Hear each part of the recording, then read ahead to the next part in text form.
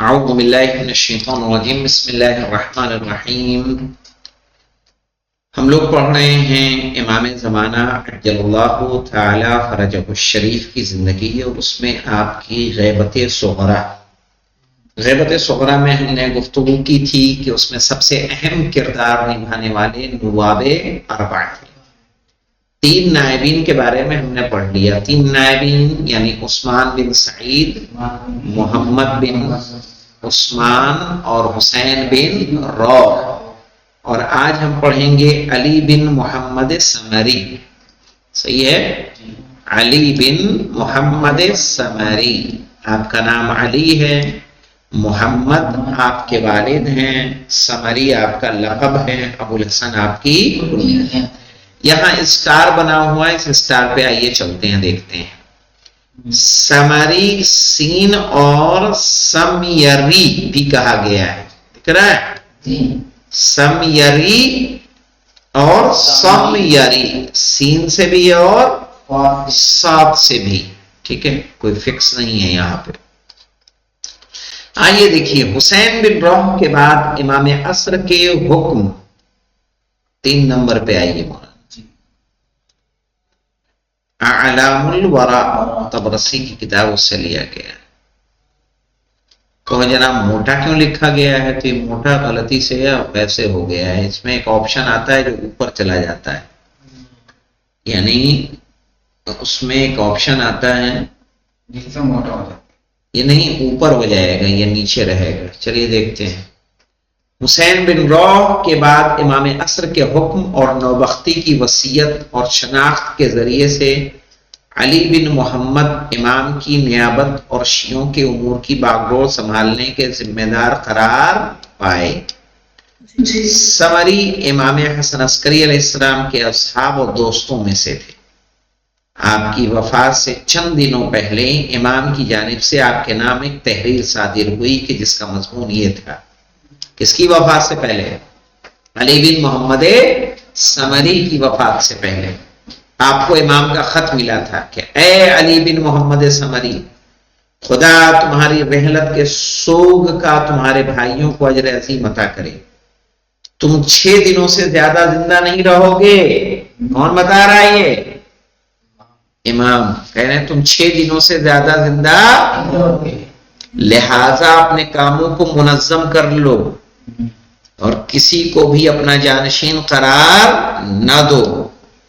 مکمل غیبت کا دور آ چکا ہے اور میں خدا کی اجازت کے بغیر ظہور نہیں کروں گا، اور ایک طویل مدت کے گزر جانے، دلوں کے سخت ہو جانے اور زمین کے ظلم و ستم سے بھر جانے کے بعد میرا ظہور ہوگا۔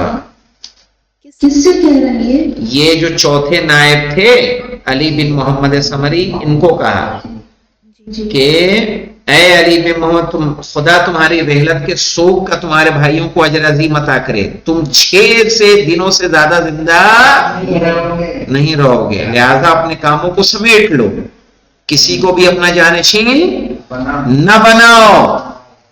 مکمل غیبت کا دور آ چکا ہے، یعنی اب غیبت کبریٰ کا کیا ہو رہا ہے؟ آغاز۔ خدا کی اجازت کے بغیر ظہور نہیں کروں گا، یعنی کب ظاہر ہوں گا؟ خدا کا حکم ہوگا، اور ایک طویل مدت کے گزر جانے، جب ایک لمبی مدت، مولانا تب سے لے کے اب تک کتنے ٹائم؟ 329 ہجری کا واقعہ ہے یہ، سمجھیے صحیح ہے، جب سے غیبت کبریٰ 329 سے لے کے 1447 چل رہا ہے مولانا، 1000 سے اوپر ہو گیا کہ نہیں ہو گیا؟ دلوں کے سخت ہو جانے، دل تو سخت ہو چکے ہیں مولانا کہ نہیں ہوئے؟ مجھے تو لگ رہا ہو گئے۔ کوئی مردہ پڑا رہتا ہے، میں نے حج میں 2024 میں میں نے دیکھا تھا مولانا کہ یوں لاش راستے میں پڑی ہوئی ہے، حاجی لوگ گزر رہے ہیں، کوئی اس کو پانی تک نہیں پوچھ رہا، نہ دیکھ رہا ہے، نہ ہانک رہا ہے، نہ کچھ کر رہا ہے، سب اپنے آ رہے ہیں جا رہے ہیں۔ کیا کرو؟ ابھی راستے میں ایکسیڈنٹ ہو جائے، لوگ بھاگتے ہیں کہ بھاگتے ہیں کہ رہتے ہیں؟ بھاگتے ہیں تاکہ پولیس کے لفڑے سے لوگ بچے رہیں، دل سخت ہو چکے ہیں۔ صحیح ہے؟ اور زمین کے ظلم و ستم سے بھر جانے کے بعد میرا ظہور ہوگا۔ اس میں ایک بہت اچھی بات ہے مولانا، پوائنٹ، کہ زمین کے بھرنے سے کیا مراد ہے؟ سمجھتے ہیں آپ لوگ کہ نہیں سمجھتے اس چیز کو؟ ظلم و ستم سے ظلم و ستم سے بھر جائے گی. کیا مطلب؟ یعنی کہ بہت زیادہ ظلم و ستم ہونے کے لیے سبھی عدل و انصاف سے خالی ہے. نہیں، ایسا نہیں. اس سے مراد ہے چونکہ دنیا سے اگر ظلم ختم ہو جائے گا تو امام کو قتل کون کر رہا ہے؟ قتل کرنے والا ظالم ہے یا نہیں ہے؟ تو اگر ختم ہو گیا تو قتل کہاں سے ہوگا؟ اس کا مطلب ہے، کچھ علماء نے اس کی توجیہ یہ کی ہے کہ جو مراکز عدل ہیں جیسے عدالت وغیرہ، قضاوت، کہ جہاں سے لوگوں کو انصاف کی امید ہوتی ہے. عدالت سے کیا ہوتا ہے؟ آپ کو انصاف کی امید ہوتی ہے، وہاں پر انصاف ختم ہو جائے. آپ جا رہے ہیں عدالت میں لیکن آپ کو انصاف نہیں ملے گا. یعنی آواز اس کی بلند مانی جائے گی، اس کو صحیح مانا جائے گا جو ظالم ہوگا. تقریباً ہندوستان میں تو یہ دیکھنے کو مل رہا ہے کہ نہیں مل رہا؟ جو صحیح صحیح نہیں، غلط غلط نہیں ہے نا. بھائی عمر خالد کو لے لیجئے، کیا اس نے کسی کا قتل کیا ہے؟ جانتے کون ہے عمر خالد؟ ارے دلی دنگوں میں خبریں نہیں دیکھتے کیا آپ لوگ؟ دلی دنگوں میں ابھی 2 لوگ ہیں، ابھی قید میں ہیں، عمر خالد اور شرجیل امام. کیا کسی کا مرڈر کیا؟ نہیں، کچھ باتیں بولی. ان کا کہنا ہے کہ ان لوگوں کی باتوں سے دنگے بھڑکے ہیں. کیا دنگے بھڑکانے والے وہ لوگ نہیں ہیں؟ وہ نعرہ لگانے والے نہیں تھے؟ گولی مارو سالوں کو، ہاں دیش کے غداروں کو گولی مارو سالوں کو لگانے والے وہ آزاد گھوم رہے ہیں. کیا وہ دنگا نہیں بھڑکا رہے تھے؟ تو جو مراکز عدل ہیں وہاں سے عدالت کیا ہوگی؟ ختم ہو جائے گی. ابھی جیسے بی جے پی کا ایک لیڈر تھا سنگر کر کے، جو کسی نے یعنی ایک لڑکی تھا اس نے ریپ کیا تھا، اس کے گھر والوں کو یعنی باقاعدہ کچل کے مار دیا تھا. ٹھیک ہے، اس کو بھی بیل مل گئی. بیل سمجھتے ہو؟ یعنی ویسے ضمانت پہ رہا ہوا. تو جو مراکز عدل ہے وہاں سے عدالت کی امیدیں کیا ہوں گی؟ ختم ہو جائیں. کچھ مصنف یعنی علماء نے اس نظریے کو پیش کیا ہے. اس تحریر کے صادر ہونے کے 6 دن مولانا امام کے خط آیا، اس کے 6 دن ابو الحسن ثمری انتقال فرما گئے. امام نے کہا تھا نا 6 دن میں تو آپ کے مرنے سے قبل لوگوں نے آپ سے پوچھا تمہارے بعد نائب امام کون ہوگا؟ تو انہوں نے جواب دیا مجھے کسی کو معین کرنے کی اجازت حاصل نہیں ہے. علی بن محمد ثمری کی وفات کے ساتھ تاریخ شیعت میں ایک نئے دور کا آغاز ہوا جو غیبت کبریٰ کے نام سے مشہور ہے، اور ہم آنے والے صفوں میں اس کے متعلق بحث کریں گے. یہاں پہ نائبین خاص کی ذمہ داری ہیں. آئیے چوتھے نائب کو یہاں بھی پڑھ لیتے ہیں. دیکھیے یہاں دیکھیے سامنے آپ کا اسم گرامی علی بن محمد، کنیت ابو الحسن اور لقب ثمری تھا. امام مہدی نے آپ کو اپنے سفیر کی حیثیت سے منتخب کیا. امام مہدی علیہ السلام نے تیسرے نائب خاص حسین بن روح کو حکم دیا کہ وہ علی بن محمد ثمری کو اپنا قائم مقام بنائیں، اور حسین بن روح نے امام کے حکم کی تعمیل کی. علی بن محمد ثمری کی شخصیت سورج سے بھی زیادہ روشن ہے. ان کی وثاقت مشہور ہے. وثاقت یعنی بھروسہ. آپ کی کرامات میں سے تھا کہ آپ نے شیخ صدوق کے والد محترم کی وفات کی خبر دی. ہاں، علی بن محمد ثمری کے کرامات میں سے تھا کہ انہوں نے شیخ صدوق کے والد کی وفات کی خبر دی کہ جب آپ خود بغداد میں تھے اور وہ رے شہر میں تھے. یعنی خود علی بن محمد ثمری کہاں تھے؟ بغداد میں. اور ان کے والد شیخ صدوق کے کہاں تھے؟ رے، ایران میں. آپ کے پاس شیعوں کی ایک جماعت بھی موجود تھی. انہوں نے وقت، مہینہ اور دن نوٹ کر لیا. یعنی جب خبر دی کہ شیخ صدوق کے والد انتقال کر گئے تو جو لوگ موجود تھے انہوں نے وقت، مہینہ اور دن نوٹ کر لیا، اور 17 دنوں کے بعد خبر آئی تو ان کی وفات کا بالکل وہی وقت، دن اور تاریخ تھی. یعنی خبر پہنچنے میں ٹائم لگتا تھا نا، ایسا تو نہیں کہ واٹس ایپ گروپ تھا میسج کر دیا اور بغداد، سامرہ، مدینہ، مکہ سب پہنچ گیا. صحیح ہے. ابو الحسن علی بن محمد سمری کی وفات کے ساتھ یہ سفارت منقطع ہو گئی، غیبت صغرا ختم ہو گئی اور غیبت کبرا کا دور شروع ہو گیا جو آج تک ہے اور عن قریب امام مہدی علیہ السلام کے ظہور سے ختم ہو جائے گا. سمری کی وفات سے 6 دن پہلے امام زمانہ کی طرف سے ایک توقیع صادر ہوئی. اس میں آیا شروع اللہ کے نام سے جو بڑا مہربان اور بے پناہ رحم کرنے والا ہے. اے علی بن محمد سمری، خدا تمہارے بارے میں تمہارے بھائیوں کو اجر عظیم عطا کرے. 6 دن کے اندر تمہاری وفات ہو جائے گی، پس اپنا امر سمیٹ لو اور اپنے بعد کسی کو اپنا قائم مقام نہ بنانا. بس اب غیبت تامہ ثانیہ کبرا شروع ہو گئی ہے.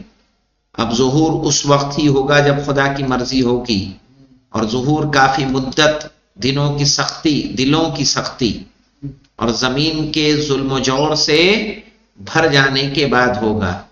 سمری نے توقی لوگوں کو پیش کی تو انہوں نے اسے لکھ لیا، اور جب 6واں دن آیا اور وہ سمری کے گھر پر آئے تو انہوں نے دیکھا کہ وہ حالت سکرات میں ہے. سکرات کہتے ہیں حالت احتضار میں، یعنی مرنے کے قریب سے پہلے. ان سے پوچھا گیا کہ آپ کا وصی کون ہے؟ جناب سمری نے فرمایا یہ امر خدا کے حوالے ہے اور وہ اپنے امر کو پہنچا ہوا ہے. یہ آخری بات تھی جو ان سے سنی گئی اور وفات پا گئے. ان کا سال وفات 329 ہجری تھا، یعنی 329 میں. ٹھیک ہے. یہاں ہیں امام مہدی کے وکلا، وہاں پہ نہیں دیا ہے یہ عنوان، یہ تو نائبین کا دیا ہے، لیکن یہاں ذمہ داریوں پہ آ گئے. وکلا کو دیکھ لیتے ہیں مولانا. شیعہ حضرات اپنے فقہی، مالی، حتیٰ کہ ذاتی مسائل بھی امام مہدی سے دریافت کرتے تھے، اور یہ سب کچھ ان 4 نائبوں کے ذریعے سے ہوتا تھا، اور کچھ دیر بعد ان کے سوالات کے جواب آ جاتے تھے. ان 4 نائبوں نے دوسرے اسلامی ملکوں میں اپنے اپنے وکلا بنائے ہوئے تھے جو ان سفرا کے فرائض کی انجام دہی میں ان کی مدد کرتے تھے. یہ وکلا اپنی راہ میں قابل ستائش یعنی قابل تعریف، اپنے عقیدے کے پکے، نیز زہد و تقوی اور درست روی کے پیکر تھے. درست روی یعنی صحیح راستے پر چلنے والے. انہوں نے زندگی کے آخری سانس تک اس راہ سے ہٹ کر ایک لمحہ بھی نہیں گزارا. یہ وکلا بعض سوالوں کے جوابات ان 4 نائبوں کے واسطے سے امام مہدی سے معلوم کرتے تھے، انہی نائبین کے ذریعے، اور بعض اوقات براہ راست امام مہدی سے ان سوالات کے جواب معلوم کرتے تھے. اللہ اکبر. یعنی اس وہ پہ تھے کہ کبھی کبھی ان کے ذریعے ہو، کبھی کبھی ڈائریکٹ. ذیل میں ہم بعض وکلا کے نام پیش کر رہے ہیں اور اختصار کی وجہ سے ان کے حالات زندگی یہاں بیان کرنے سے گریزاں ہیں. کون ہے مولانا؟ حاجز بن یزید، محمد بن ابراہیم بن مہزیار، محمد بن جعفر اسدی، حسن بن قاسم بن علالہ، ابراہیم بن مہزیار. یہ محمد بن ابراہیم بن مہزیار دکھ رہا ہے یہ، یعنی پہلے یہ ہیں، دوسرے یہ ہیں، پھر ان کے بیٹے ہیں. دکھ رہا ہے؟ پھر احمد ابن اسحاق ان کا کافی نام آیا ہے. صحیح ہے. اشعری قمی، محمد بن جعفر اسدی، قاسم بن علا، حسن بن قاسم انہی کے بیٹے بن علا. دکھ رہا ہے؟ اور محمد بن شازان. یہاں اور بھی بزرگان کے اسماء موجود ہیں لیکن ان کی وکالت ثابت نہیں ہے یا مشہور نہیں ہے. یہاں پہ مولانا ایک عنوان دیا ہے، سفارت اور وکالت کے جھوٹے دعوے دار، یعنی ایسے افراد کے جنہوں نے امام کے سفیر ہونے کا جھوٹا دعویٰ کیا. زمانے نے وہ عجیب دن بھی دیکھے کہ جب امام حسن عسکری علیہ السلام، امام مہدی علیہ السلام کی صحبت میں بیٹھنے والے لوگوں نے اپنی عاقبت برباد کر ڈالی اور راہ راست سے منحرف ہو گئے، باوجود اس کے کہ ان میں سے اکثر ان دونوں اماموں کے بہت قریب رہنے والے تھے اور اپنے ہاتھوں سے ان ائمہ کی احادیث لکھتے تھے. اس انحراف کا سبب اموال کا لالچ اور حکومت کی محبت تھی. انجام ان کا یہ ہوا کہ امام مہدی نے ان پر لعنت فرمائی اور اس لعنت نے ان کے تمام اعمال کو بیکار کر دیا، اور یہ جھوٹے دعوے دار اور شیعہ معاشرے میں عقائد کے حوالے سے اور اجتماعی طور پر مشکلات کھڑی کرنے لگ گئے اور لوگوں کو حقیقی نائبوں سے دور کرنے لگے، کیونکہ جو شخص جھوٹ میں نائب امام ہونے کا دعویٰ کرے گا وہ امام کی راہ سے ہٹ جائے گا اور حقیقی نائب کے لیے مشکلات کھڑی کرے گا۔ اس بات پر خاموش رہنا مناسب نہیں، اس خرابی کا تدارک کرنا ضروری ہے تاکہ حقیقت آشکار ہو جائے اور جھوٹا دعوے دار رسوا ہو جائے۔ صحیح ہے؟ اس کی کچھ تفصیل درج ذیل ہے۔ ابو محمد الحسن الشریعی کون تھا مولانا سمجھ لیجئے، کیسے کیسے لوگ گمراہ ہو سکتے ہیں، اسی لیے کہا تھا یا مقلب القلوب نہیں، ثبت قلبی اعلی دینک، بار بار پڑھتے رہنا چاہیے۔ یہ امام علی نقی علیہ السلام اور امام حسن عسکری علیہ السلام کے صحابیوں میں سے تھا، اور اس نے جھوٹا دعویٰ کیا تھا کہ وہ امام زمانہ کا نائب ہے، حالانکہ وہ اس منصب کا اہل نہ تھا۔ خدا پر جھوٹ بولا اور ائمہ طاہرین علیہ السلام کی طرف ایسی اشیاء کی نسبت دی جو ان کے شایان شان نہیں، اور وہ اس سے بیزار ہیں۔ پھر اس کا کفر و الحاد آشکار ہو گیا اور تیسرے نائب کے پاس امام زمانہ کی طرف سے اس پر لعنت اور تبرہ کی توقیع صادر ہوئی۔ پھر شیعوں نے بھی اس پر لعنت کی اور اس سے بیزاری اختیار کی۔ محمد بن نصیر نمیری یہ امام حسن عسکری علیہ السلام کے اصحاب میں سے تھا، اس نے بھی امام مہدی کا نائب ہونے کا دعویٰ کیا، لیکن خدا نے اسے ذلیل و رسوا کیا۔ جب اس کے کفر کا عقیدہ ظاہر ہوا تو دوسرے نائب محمد بن عثمان نے اس سے برأت کر لی، اور یہ لعین امام علی نقی علیہ السلام اور امام حسن عسکری علیہ السلام کو رب مانتا تھا، اور یہ دعویٰ کرتا تھا کہ وہ امام علی نقی علیہ السلام کا رسول ہے، یعنی خود کو امام علی نقی علیہ السلام کا رسول بتاتا تھا، اور امام علی نقی اور امام حسن عسکری علیہ السلام کو کیا مانتا تھا؟ رب مانتا تھا۔ وہ تناسخ ارواح کا قائل تھا۔ تناسخ ارواح جانتے ہیں؟ کسی میں کسی کی روح آ جانا، کسی میں کسی کی روح آ جانا، اس کو تناسخ ارواح کہتے ہیں۔ یعنی یہ کہتا تھا کہ ایک شخص کے مرنے کے بعد اس کی روح دوسرے کے بدن میں داخل ہو جاتی ہے۔ وہ محارم سے نکاح اور لواط کو مباح قرار دیتا تھا۔ محارم سے نکاح جانتے ہیں مولانا؟ یعنی بہن سے شادی ہو سکتی ہے، صحیح، محرم سے وہی نا مراد ہے۔ اور لواط یعنی مرد مرد کی شادی، مرد مرد کا سیکشول کام، اس کو اب مباح قرار مانتا تھا۔ جی وہ کہتا تھا کہ لواط تو فاعل کے لیے ایک قسم کی لذت اور خواہش ہوتی ہے، سمجھ میں آیا؟ یعنی جو انجام دیتا ہے اس کے لیے ایک خواہش ہے، اور مفعول میں اس عمل سے عاجزی آ جاتی ہے۔ اللہ اکبر، یعنی جس کو خدا بند عالم جس کی وجہ سے پورے قوم کو کیا کیا ہے؟ سنگسار کیا ہے، زمین کو پلٹ دیا ہے، کہا اس سے عاجزی پیدا ہوتی۔ یہ بھی دیکھا گیا کہ ایک لڑکا اس کی پشت پر سوار تھا اور اس کی اس قبیح فعل پر مذمت کی گئی، تو اس نے کہا یہ تو انسانی خواہشات میں سے ایک خواہش ہے، عاجزی کی ایک قسم ہے، اور اس سے انسان کی اکثر اکڑ پھونک ختم ہو جاتی ہے۔ ہم اس خبیث کے بارے میں اتنے بیان پر اکتفا کرتے ہیں۔ احمد بن ہلال ابرتائی، اس کا تعلق ابرتا نامی گاؤں سے تھا۔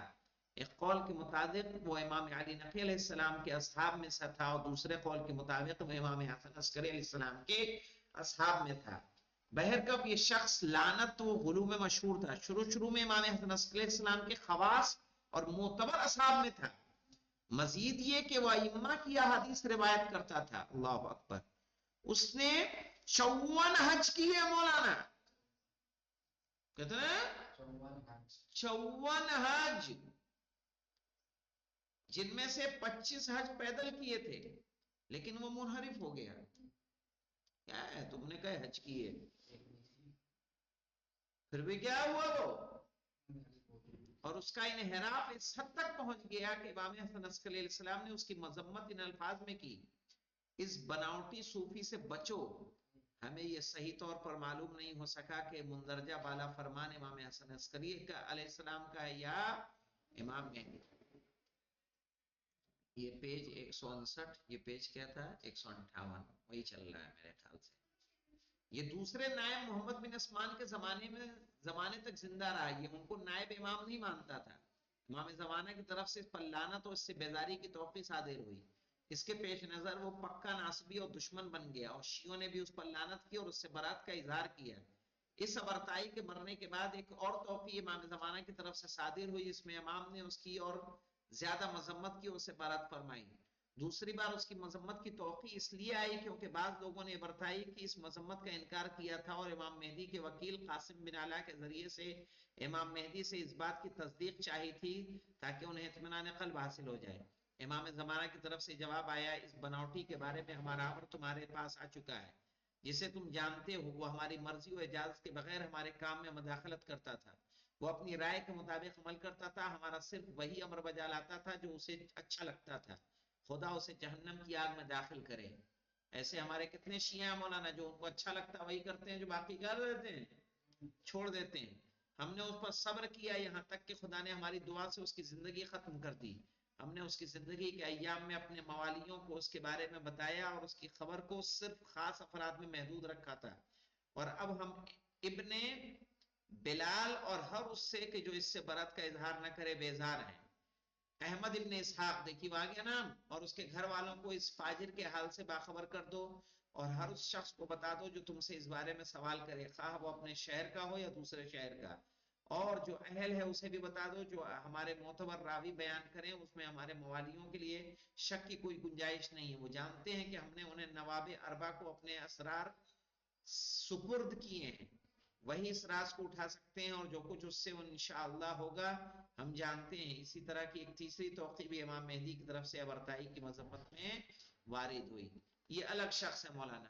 یعنی اس طرح سے کئی ایسے افراد تھے کہ جو شیعوں کے لیے اس وقت مشکلات کا سبب بنتے تھے. والحمدللہ رب العالمین.